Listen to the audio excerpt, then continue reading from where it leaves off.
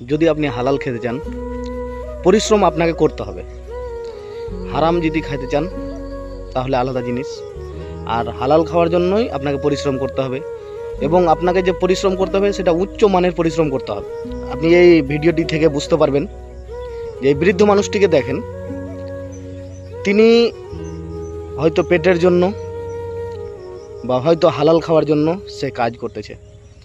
সে চাইলেই ভিক্ষা করে খেতে পারে। সে একজন বৃদ্ধ মানুষ, সে চাইলে ভিক্ষা করে খেতে পারে, মানুষ তাকে ভিক্ষা দিবে।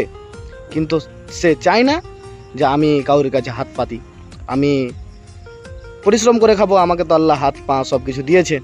তো আপনাকেও আপনার সৃষ্টিকর্তা আপনার হাত পা সব কিছুই দিয়েছে। আপনি যদি চান তো হালাল রিজিক খেতে পারবেন। কিন্তু আমরা না করে দালালি, লুটমার, চুরি, ডাকাতি এসব করে থাকি। কিন্তু এইসব থেকে আপনারা বিরত থাকুন। এবং হালাল যে কতটা ভালো জিনিস, আপনি হালাল খাওয়ার থেকে হারাম খাওয়াটা অনেক সহজ।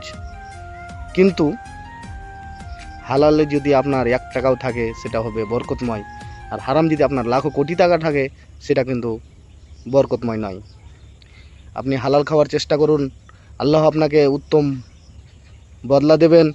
এবং কারোর দিকে দেখে লাভ নাই, আপনি যেভাবে আছেন সেভাবেই ভালো আছেন। কদিনের পৃথিবী, কদিন আপনি বাঁচতে পারবেন। আপনি যদি চান যে আমি পৃথিবীতে অনেক দিন বেঁচে থাকবো, তো সেটা কিন্তু সম্ভব নয়। পৃথিবীতে কেউ বেঁচে থাকেনি। আপনি অনেক বড় বড় মানুষের ইতিহাস খুলে দেখেন, পৃথিবীতে কেউ বাঁচতে পারেনি, আর কেউ বাঁচবেও না। যার যতটা বয়স সে ততটাই বাঁচবে, কিন্তু হালাল খেতে হবে আপনাকে।